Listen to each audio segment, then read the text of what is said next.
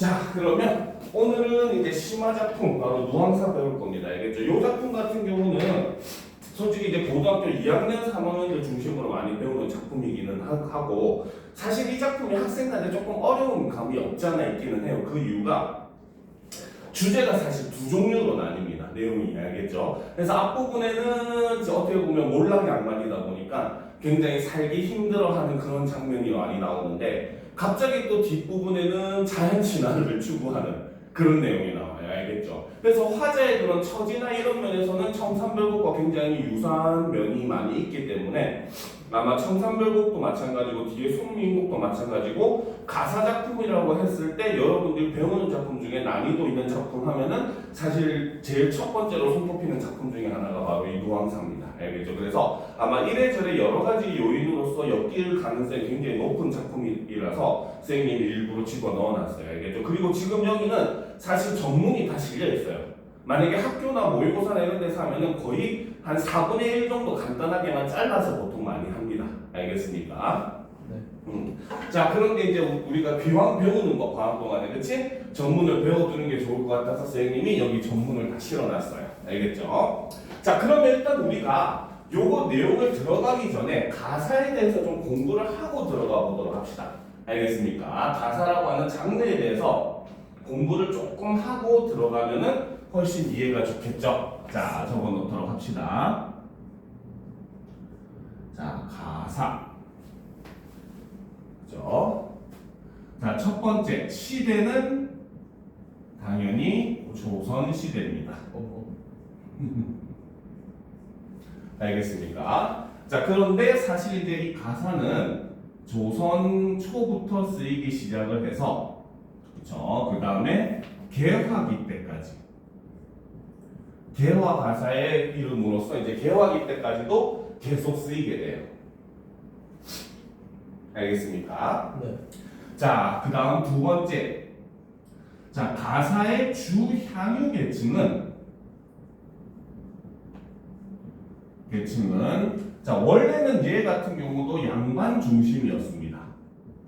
양반 사대부 남성을 중심으로 했다가 임진왜란 이후에 조선 후기로 오게 되면서 바로 뭐다? 평민과 그 다음에 부녀자 등 확대가 되는 모습을 보여주죠. 여성 작가 중에 이제 가사 작곡을 쓴 대표적인 인물 하면은 허난서론 같은 사람을 들 수가 있어요. 알겠죠? 허난서론의 규원과 같은 작품도 실제로 시험에 굉장히 많이 나오는 그런 가사 작품 중에 하나입니다. 알겠습니까? 네. 자, 그 다음 세 번째. 그쵸?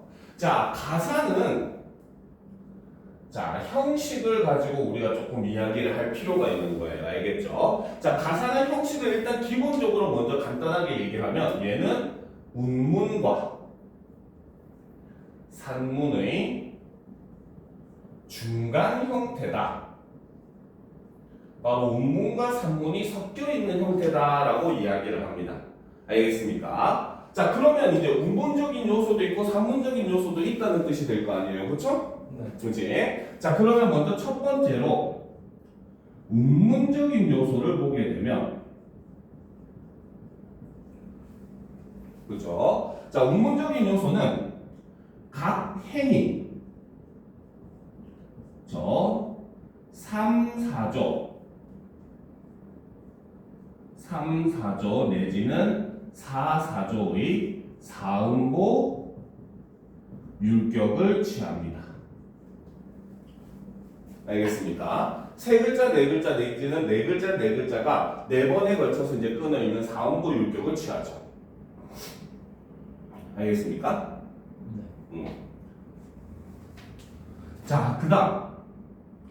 자, 정격 가사의 경우 우리가 배우는 작품은 대부분 다 정격 가사거든요. 나중에 배울 삼인국, 소민국도 다 정격 가사에 해당해요. 알겠죠? 자, 이 정격 가사의 그 경우는 마지막 행위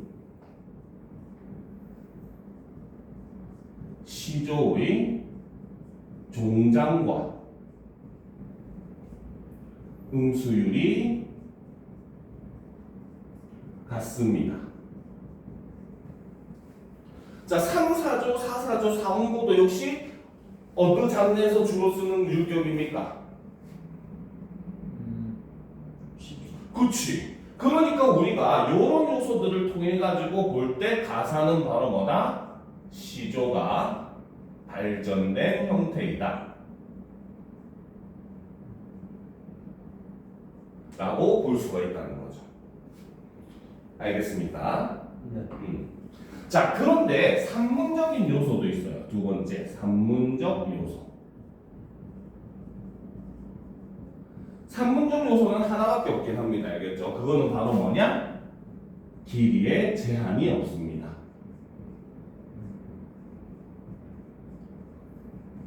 자, 방금 처음에도 얘기했지만 누앙사 작품 굉장히 기네요 얘기했잖아요. 그렇죠? 네. 그렇죠. 원래는 이제 보통 고등학교 1학년 교과서에 꼭 실리는 작품 중에 가사하면은 관동별곡이라고 있어요. 정철에. 송민국, 사민국 쓴 정철이 쓴 작품이거든요. 네. 관동별곡 같은 경우는 교과서 페이지로 한 8페이지씩 됩니다. 알겠습니까? 그만큼 내용이 굉장히 긴 작품들이 많아요. 알겠죠? 그러니까 내용이 길이에 제한이 없다 보니까 산문적인 내용들을 많이 얘기를 합니다. 알겠습니까? 그렇기 때문에 우리는 이 가사라고 하는 거를 딱 집어서 형식적으로 얘기할 때 뭐라고 하냐면 사음보 연속체라는 말을 씁니다. 한 줄이 사음보씩, 그죠? 길이에 제한 없이 연속적으로 이루어져 있다라고 해서 사음보 연속체라는 말을 써요. 알겠죠? 그리고 아까도 얘기했지만 길이에 제한이 없다 보니까 내용도 산문적인 요소들이 많아요. 그렇기 때문에 가사는 교술 장르로 분류를 합니다.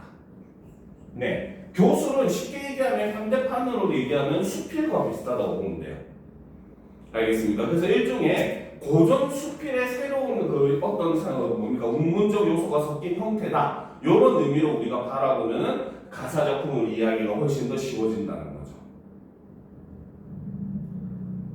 알겠습니까? 자, 이런 거 우리가 염두에 두면서 그러면 본격적으로 자 박윤노의 누황사라고 하는 사실 굉장히 좀 학생들이 난해하는 작품이긴 하지만 차근차근 한번 내용을 살펴보도록 합시다. 알겠죠?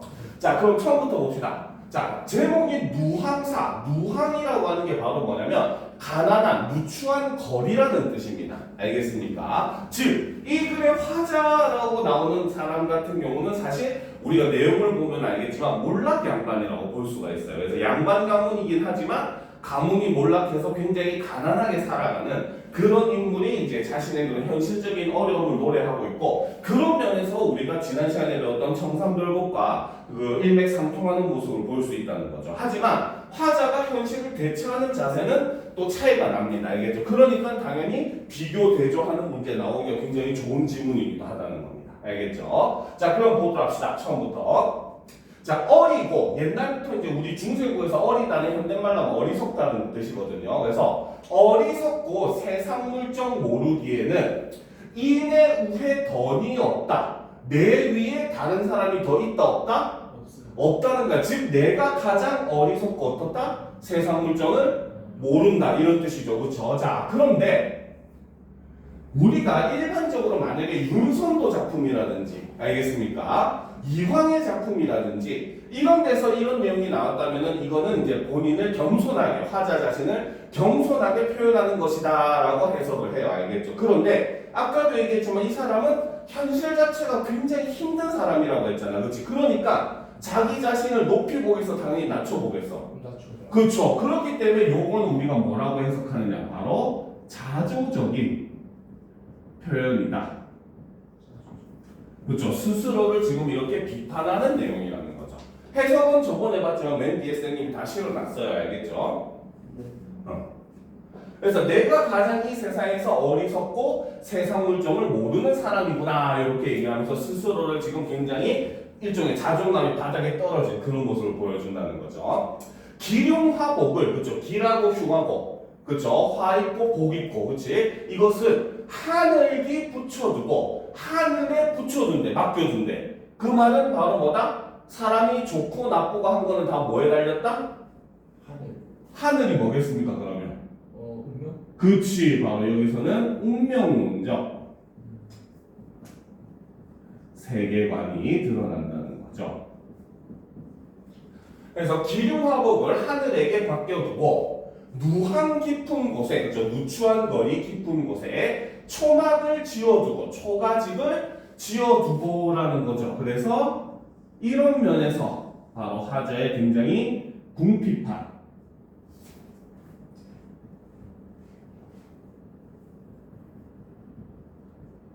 처지를 볼 수 있다는 겁니다. 알겠습니까? 네. 자, 그런데 이제 초가집을 지었어. 초가집은 지붕이 뭘로 되어 있습니까? 지프로 그렇지, 지푸라기로 되어 있잖아, 그렇지? 그런데 너무 가난하니까 그 지푸라기조차도 해마다 이제 새 걸로 갈 수가 없는 거야. 원래는 초가집을 해마다 지붕을 갈아야 되거든요. 왜냐하면 지푸라기 썩잖아. 비 맞고 이러면, 그렇지? 그래가지고 이 화자는 바로 뭐다? 풍조우석에, 그렇지? 바람 불고 비가 내리는, 아침에 바람 불고 저녁에 비가 내리는 그런 날씨에 썩은 잎이 섭이 돼요. 그래서 썩은 지푸라기가 바로 땔감을 사요. 땔감이 없어가지고 결국 또 그 썩은 지푸라기로 땔감을 쓰는 겁니다. 알겠죠? 그래서 썩은 잎이 섭이 되어서 땔감이 되어서 서호밥 닭톡죽에 연기도 하도 할샤. 그래서 서호밥 닭톡죽 이것도 겨우 끓여가지고 먹는데 끓이는데 뭡니까? 지푸라기가 물기가 젖어가지고 축축하니까 연기가 많이 나더라는 거죠. 알겠죠? 자, 설대인 숙냉의 빈배색일 뿐이로다. 그래서 살짝 이제 뭡니까? 겨우 살짝 미지근하게 데운 뭡니까? 일종의 그 누룽지 같은 그런 죽과 같은 그런 음식으로 겨우 빈 배만 속일 뿐이로다.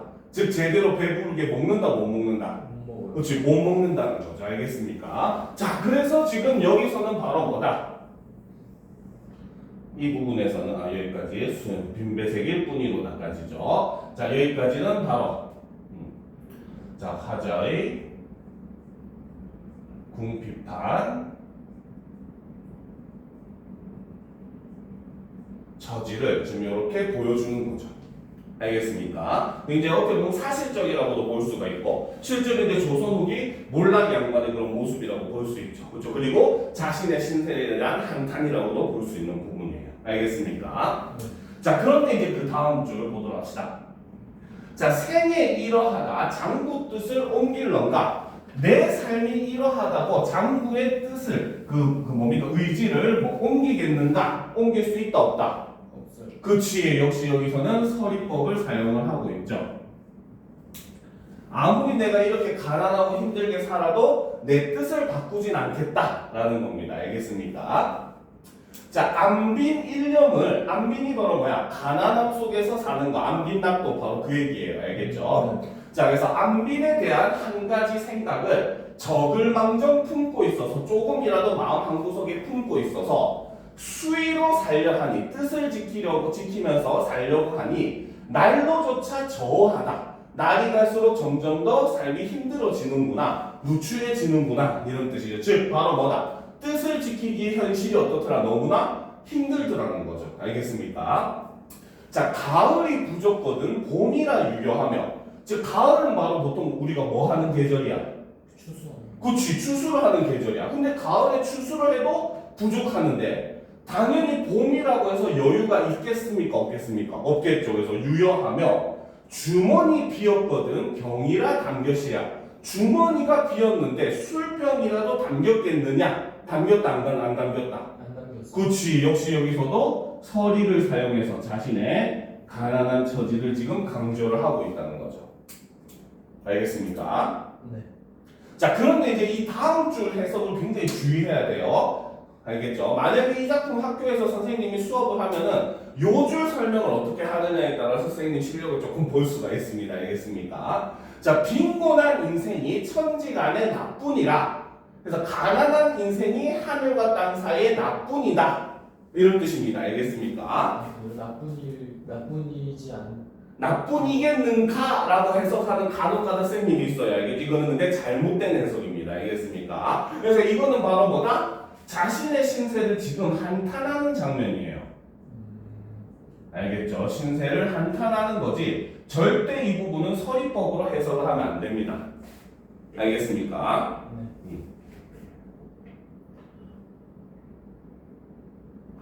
자, 기한이 절신하다 일단 심을 잊었는가? 잊을란가? 그래서 그 시절이 그쵸 굉장히 힘들다고 하더라도 끊어진다고 하더라도 일단심 바로 일단심은 일편단심 한 조각의 붉은 마음이거든요. 그쵸? 네. 이 일편단심은 무조건 충성심으로 해석을 해야 됩니다. 알겠습니까? 한 남자만 일편단심으로 바라봐요. 이거는 원래 잘못된 표현이에요. 알겠습니까? 네. 됐습니까? 네. 자, 분이 망신하야 죽여야 말로 넘겨. 자, 우탁우랑에 중중히 모아놓고 병과 오제. 자, 핵심은 여기 있어요. 병과 오제. 여기서 병이 싸울 병자 이겁니다. 알겠죠? 자, 그러니까 바로 뭐다? 지금 이게 그 뭡니까? 당시 시대 상황을 나타내는데 여기서 병과라고 하는 건 바로 전쟁, 임진왜란을 나타냅니다. 임진왜란이 7년 동안 이어지거든요. 알겠죠? 네. 그러니까 이 작품이 쓰여질 때는 임진왜란이 이제 그 뭡니까? 그 일어난 지 5년째 되던 그때라는 거죠. 알겠습니까? 아, 5년 차. 네. 그래서 병과 오제에 전쟁이 일어난 지 5년이 지났는데 감사심을 가져 있어. 그렇죠? 그래서 뭐 죽음으로써 뭡니까? 나라의 충성을 지키겠다는 그런 마음을 가지고 있어서 이시섭혈하여 몇백전을 지내 연고. 그래서 여기저기 흩어진 피를 밟으면서 몇백의 전쟁을 지내왔는가. 그렇죠? 자, 일신이 여가 있사 일가를 돌아보랴. 내 한 몸이 여유가 있어서 가족을 돌아보겠는가? 돌아볼 수 있다 없다? 없다는 거죠. 그러니까 갑자기 또 전쟁 얘기하다가 자기 또 처지를 얘기해요. 그렇죠? 그러니까 자꾸 학생들이 헷갈리는 겁니다. 알겠습니까? 알겠죠? 그래서 지금 이 당시 작품이 쓰여진 시대가 바로 임진왜란 이제 직후 이때쯤으로 이제 그 봅니다. 알겠죠? 그래서 그때 당시의 모습을 굉장히 좀 잘 묘사를 하고 있고 거기에 이제 화제의 그런 궁핍한 몰락양반의 모습을 더 잘 드러낸 작품이다라고 보통 얘기를 많이 하는데 학생들이 이해하기는 조금 왔다 갔다 하는 부분이 있어가지고 약간 어려운 부분이 없잖아 있기는 해요. 알겠죠? 네. 자, 계속 봅시다. 일로 장수는 한 명의 이제 늙은 그 뭡니까? 노비는 알겠죠? 노주분을 잊었거든. 뭡니까? 노예와 주인의 분수를 잊었다는 거야. 알겠죠? 즉 바로 너무 가난하니까 노비조차도 자기를 어떻게 한다? 저 무시한다. 그렇지, 무시한다는 거죠. 알겠습니까? 그래서 일로 장수는 한 명의 늙은 노비는 노인과 주인의 분수를 잊었거든. 고엽 충국을 어느 사이 생각하리. 봄이 와서 이제 농사일을 지어야 될 것을 어느 사이에 생각할 것인가. 왜? 노비한테 얘기해봤자 말을 안 들으니까. 알겠죠? 이제 우리가 밥 갈고 해야 되는데 하고 얘기할 수가 없더라는 거야. 왜? 자신이 너무 가난하다 보니 무시를 당하는 거죠. 알겠죠? 자, 경남 문도인 날 물다려 물을 남고 궁경가색이 내 분인 줄 알리로다. 그래서 가난함을 지금 자신의 뭡니까? 분수로 지금 받아들이고 있다는 거죠. 무슨 말인지 알겠습니까? 그래서 화자는 지금 자신의 가난한 처지를 지금 수용을 하고 있는 겁니다. 알겠죠? 자, 그래서 이제 이 사람이 이제 결국은 노비한테 돈 맡기고 자기가 직접 이제 농사를 지어서 나옵니다. 알겠습니까? 자, 신야경수와 농상경호. 그렇죠? 자, 요거는 바로 중국의 고사를 인용하는 거죠.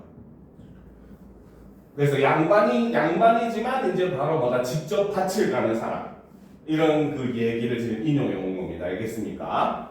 그래서 신야경수와 농상경홍을 천타할이 없건만 그 사람들을 천하다고 내가 하진 않는다는 거야. 왜? 나도 지금 처지가 안 좋아서 내가 직접 농사를 지어야 되는 상황이니까. 그렇죠? 그래서 천타할이 없겠지만은 아무려 갈고전들 어니 서로 갈로 썬거 아무려 밭을 가려고 지금 나왔는데 밭을 갈 뭐가 없다?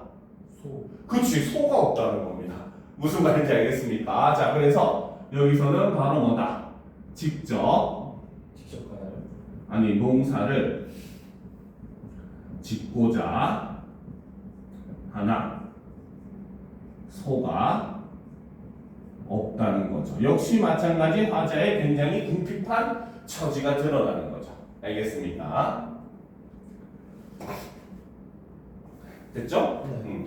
자, 한기태심하여 시절이 다 늦은제. 그래서 농사철이 지금 다 지나가고 있는 거야. 봄도 지나가고 있는 거죠. 그죠? 빨리 보내기도 하고 해야 되는데 이미 시절이 지나가고 있는 상황이라는 거죠.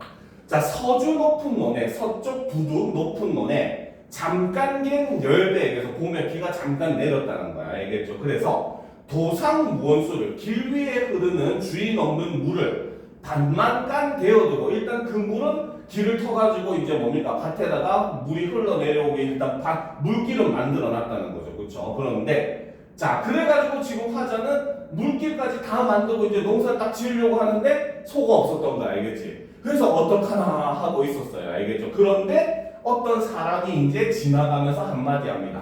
소한적 주마하고 엉성하게 하는 말싸움이야. 알겠지? 그냥 지나가다가 어떻게 보면 약간 인사치레로 한번 우리 집에 와봐 있으면 빌려놔 줄게 이런 얘기를 누가 지나가면서 인사치레로 한 거라는 거죠. 알겠습니까? 자, 그래서 여기서는 바로 뭐다? 화자는 소가 없어. 그렇죠? 농사를 짓지 못하고 있으니 지나가던 사람이 소를 빌려주겠다고 말했다는 거죠. 근데 사실 엉성이 하는 말씀이라고 하는 거 딱 보니까 뭡니까? 사실 실제로 빌려줄 마음은 그렇지 없다는 게 어느 정도 느껴지죠. 그렇죠? 자, 올려놓고 보도록 합시다. 자, 그런데 지금 이 사람 입장이면 어때? 당연히 지푸라기라도 잡아야 되는 심정이잖아. 그렇지? 네. 그래가지고 어떻게 친절호라 너긴 집에 달 없은 황혼에 그래서 친절하다라고 생각한 그 사람의 집에 달이 없는 그 저녁 무렵 늦은 저녁의 밤에 알겠죠? 허위 달아가서 자, 이 작품의 특징 중에 하나예요. 허위 그렇죠? 바로 이거는 음성 상징어 그 중에서도 의태어를 나타냅니다. 알겠죠? 그래서 이거는 서두르는 모습을 나타내죠. 왜? 그래도 약간 희망이 생겼다. 이런 마음으로 지금 갑니다. 급하게 그 집에 간 거입니다. 알겠습니까? 알겠죠? 그래서 허위 달려가서 굳이 담은 문 밖에서 굳게 담은 문 밖에 어득히 혼자 서서 큰 기침 아하미를 그래서 뭡니까? 가난해가지고 지금 다 많이 해서 소조차 없는데 그치? 양반 행세하기는 뭐하고 그렇다고 또 자기가 신분이 양반인데 뭡니까? 자기가 직접 문 두드리고 할 수는 없으니까 자기 왔다는 표시로 앞에서 이런 것만 있었다는 거죠. 알겠죠? 그래서 큰 기침 아하미를 양구토로 하온 후에 그래서 오랫동안 한 후에 자, 어와 귀인이신고 그렇죠? 이거는 바로 소 주인의 말이죠. 그러니까 소주인이 그 누구십니까? 하고 이제 누구세요? 하고 나왔던 거예요. 알겠죠? 네. 자, 그러니까 이제 화자가 얘기합니다. 영치없산 내옵노라. 그래서 영치 없지만 저희 옵니다. 라고 해서 여기서 화자가 지금 얘기를 하는 거죠. 알겠습니까? 네. 자, 그러니까 또 소주인이 묻습니다. 초경도 거외인데 초경이 이제 7시부터 9시까지입니다. 알겠죠? 그래서 초경이 저녁도 거의 다 지나갔는데 그 어찌와 계십니까? 하고 이제 소주인이 또 이야기를 하죠. 그죠? 자, 그러니까 이제 또 화자가 얘기합니다. 연년에 매년 이러하기 구차한 줄 알건만은 매년 이렇게 소를 빌리러 오는 게 구차한 줄 나도 알지만은 소 없은 군가에 소가 없는 가난한 집에서 해연 많아 왔소노라 걱정이 많아서 왔습니다 라고 얘기를 하죠. 여기까지가 바로 또 역시 화자의 말이죠. 됐습니까? 네. 그렇죠? 자, 좀 올려놓고 보도록 합시다. 자, 그런데 소주인이 이제 또 얘기를 합니다. 자, 공한이나 값이나 공짜로나 혹은 돈을 받고라도 주엄증도 하다마는 빌려주고 싶지만은이라는 거야, 그렇지? 빌려주겠다, 안 빌려주겠다. 안 빌려. 그렇지, 안 빌려주겠다는 거야, 그렇지? 그래서 빌려주엄즉 하다마는 빌려주고 싶지만은 다만 어젯밤에 건너집에 사는 저 사람이 목붉은 수기치를, 목붉은 수기치는 이제 목이 굵은 장기, 알겠죠? 일종의 꽁을 잡아다가 옥지읍에 구슬같이 맑은 기름에 구워내고, 그렇죠?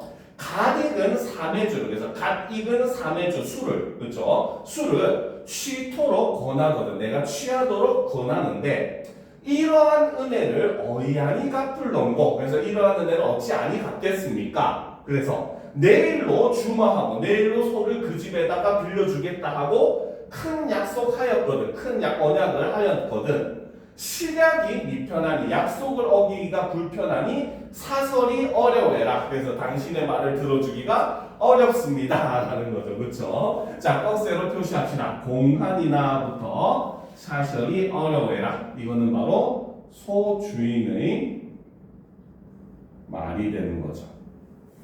한 명도 안 빌려. 그렇지, 안 빌려주는 거죠. 알겠습니까? 됐습니까? 네. 자, 그리고 지금 여기 보면 어와 귀 니신고부터 사설이 어려워라까지 묻도록 합시다. 요 부분 시험에 굉장히 잘 나와요. 알겠죠? 그 이유가 바로 뭐냐면 앞부분에서는 자신의 처지를 한탄하는 일종의 독백체로 얘기를 했잖아요. 그렇죠? 네. 근데 지금 이 부분에서는 지금 소주인과 화자가 서로 어떻게 하고 있어? 대화. 그치. 그래서 이 부분에서는 부분적으로 대화체를 사용을 하고 있습니다. 알겠습니까? 그래서 대화체를 사용을 함으로써 뭡니까? 현장감을 더 높여주는 그러한 효과가 있다는 거죠. 알겠습니까? 됐습니까?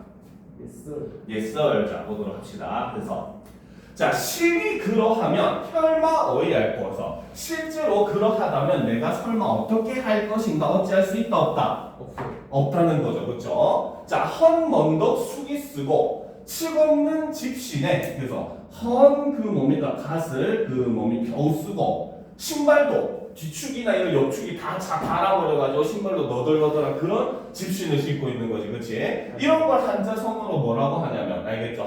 그 일종의 몰락한 양반의 모습이잖아, 그렇지? 자, 이게 바로 페포파립이라고 합니다. 해포판이요. 네, 알겠죠? 도포가 다 찢어지고 뭡니까? 릭이 가시거든. 가시 다 떨어졌다, 파괴됐다 이런 뜻입니다. 알겠습니까? 그래서 이것이 바로 뭐다? 몰락 양반의 모습이 되는 거죠. 그래서 화자 자신의 지금 외양을 묘사하고 있는 겁니다. 알겠습니까? 됐죠? 네. 자, 그리고 보면 또 설피설피라고 해서 설피설피 동그라미 칩시다. 그렇죠? 설피설피 이것도 역시 음성상징어. 그 중에서도 의태어입니다. 알겠습니까? 설피설피는 뭐냐면 현대말로 하면 약간 뭐 터벅터벅 약간 이런 의미로 볼 수가 있어요. 알겠죠? 즉 지금 이 사람은 앞에서 이제 허위허위 하면서 막 그래도 뭡니까 희망이 있을지도 모른다는 그런 마음에 기대감을 갖고 집에 갔단 말이야. 그렇지? 근데 소를 빌렸어 못 빌렸어? 못 빌렸어요. 그렇죠? 그러니까 힘이 빠져가지고 축 늘어진 그런 모습을 음성 상징어로 지금 표현을 하는 겁니다. 알겠죠? 그래서 이 설피설피는 바로 뭐다? 소를 빌리지 못해. 기운 빠진 모습이라는 거죠. 자, 그래서 이제 이 부분에서 나오는 그 가장 많은 선지가 나오는 부분이 있거든요. 알겠죠? 누앙사에서 선지 중에 꼭 하나가 나오는 게 바로 뭐냐? 바로 이 누앙사는 바로 음성 상징어를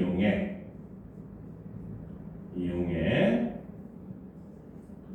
화자의 심정을 표현을 한다는 점이 이 작품의 큰 특징 중에 하나입니다. 알겠습니까?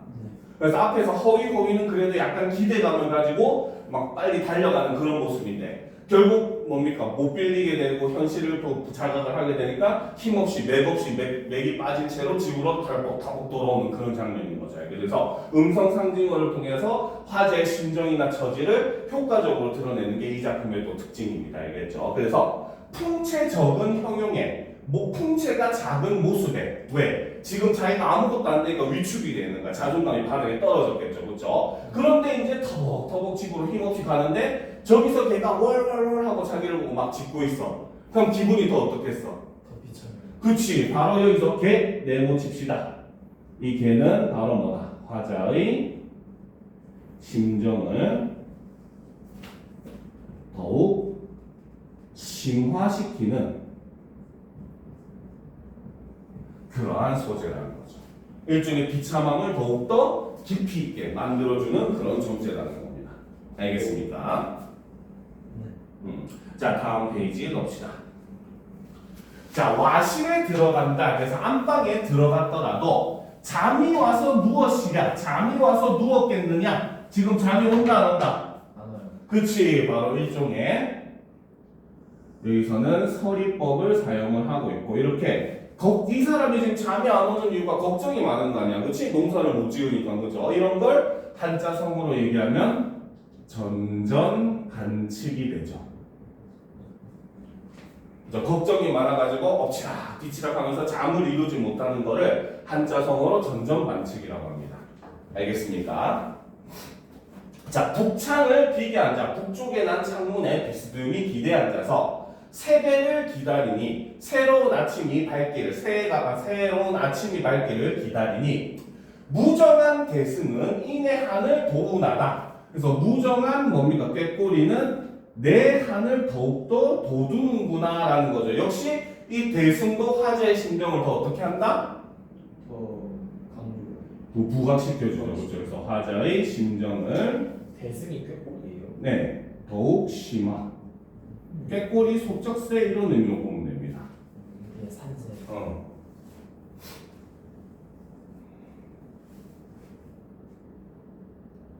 됐습니까? 네.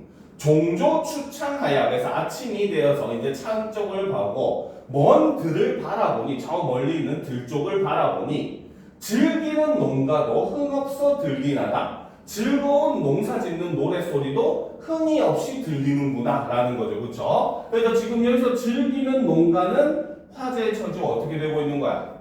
화자의 처지 반대되는. 그치. 화자의 처지와 대조가 되는 거죠. 왜? 사람들은 이제 봄이 다 가고 있으니까 빨리빨리 농사를 지으려고 막 그 농사 모내기 노래 부르면서 농사를 짓고 있는 거야. 그치? 근데 그 노래를 듣는데 자기는 흥이 안 나. 왜? 자기는 농사를 지금 못 짓고 있으니까. 알겠습니까? 세정 모른 한숨은 세상의 물정을 모르는 한숨은 그칠 줄을 모르나. 그칠 줄 모르는구나. 아까운 저 소배는 그래서 아까운 저 전기는 알겠죠? 벽보님도 좋을세고 그래서 굉장히 나를 자기가 잘 갈아놔가지고 굉장히 뭡니까? 그 농사를 짓기에 굉장히 너무 좋겠구나 이렇게 얘기를 하는 거죠. 즉 자기 집 벽에 쟁기를 지금 갈아서 이제 농사 지으려고 딱 걸어 놓은 거야. 알겠습니까? 알겠죠? 그래서 벽보님도 좋을세고 가시 엉긴 묵은 밭도 용익해 관련 많은 데서 가시가 엉겨있는 묵은 밭도 저 쟁기만 쓰면은 쉽게 갈 수 있을 것 같은데 그치? 근데 핵심은 뭐다? 허당 방벽에 쓸데없이 걸렸고야 빈 벽에 뭡니까? 쓸데없이 걸려만 있구나. 왜? 소가 없으니까. 그치. 농사지을 소가 없기 때문에. 그쵸? 그래서 쟁기도 다 준비를 해놨는데 바로 뭐다? 농사지을 소가 없기 때문에 결국 농사를 지금 짓지 못하고 있다는 거죠. 알겠습니까? 자, 춘경도 거의 거다. 그래서 춘경 봄에 이제 뭡니까? 그 밭을 가는 논을 가는 시기도 거의 다 지나가고 있구나. 후리쳐 걷어주자. 후리쳐서 던져두자라는 거. 결국 농사짓기를 어떻게 한 거야? 때려쳤어요. 그치. 바로 농사짓기를 포기한 거죠.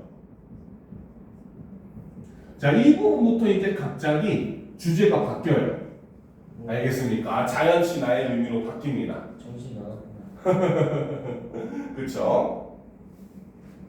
그랬어요. 있어요. 자, 강호한 꿈을, 자, 고전 작품에서 강호는 다 자연을 생각하면 돼요. 알겠죠? 그래서 자연 속에서 지내는 꿈을 꾸은 지도 오래되니, 그래서 옛날부터 이제 자연 속에서 안빈낙도하는 꿈을 꾸었다는 거야. 알겠죠? 그런데 구곡이 위로하여, 자신의 9개의 장기가 뭡니까? 위로하여 굉장히 미천해서 집어 잊었다. 즉, 바로 뭐다? 현실의 그런 어려움 때문에 자신의 그런 안빈낙도라든지 이런 그런 꿈을 다 잊어먹고 살았었다라는 거죠. 그렇죠. 근데 갑자기 이제부터 떠오르는 겁니다. 알겠죠? 자, 보도록 합시다. 천피기욱한데 녹죽도 하도 알싸해서 녹색 대나무도 많기도 많구나.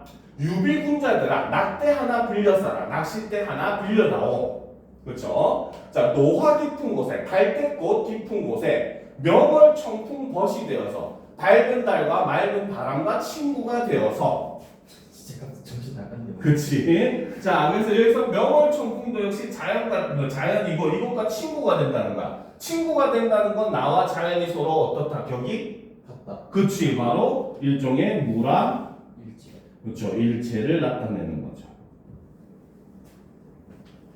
그래서 닌자 없는, 주인 없는 풍월광산의 자연에, 그렇죠? 자, 여기서 강호도 표시해 놓은 게 좋겠다. 자연이고, 자, 여기서 명월청풍도 역시 자연이죠. 그리고 풍월강산도 역시 자연을 나타내죠. 알겠습니까? 그래서 주인 없는 풍월강산에 절로 늙으리라. 그 속에서 내가 저절로 늙어가며 살겠다. 무심한 백구야 오라 하며 말라 하랴. 자, 고전 작품 중에 그것도 양반이 쓴 작품 중에 이거는 몰락이든 말든 상관없어요. 알겠죠? 백구 바로 갈매기가 나오잖아요. 그렇죠? 무조건 무라일체라고 보세요. 알겠습니까? 알겠죠? 그래서 그 자연에 있는 백구라고 하는 무심한 백구야 특히 이렇게 나오면 무조건 이거는 그 무라일체다. 이렇게 생각하면은 해석하는데 절대 어려울 게 없을 겁니다. 알겠습니까? 무심한 백구야 오라 하면 가라 하랴 밑줄 치고 무라일체 써놓으면 되겠죠. 됐습니까? 네.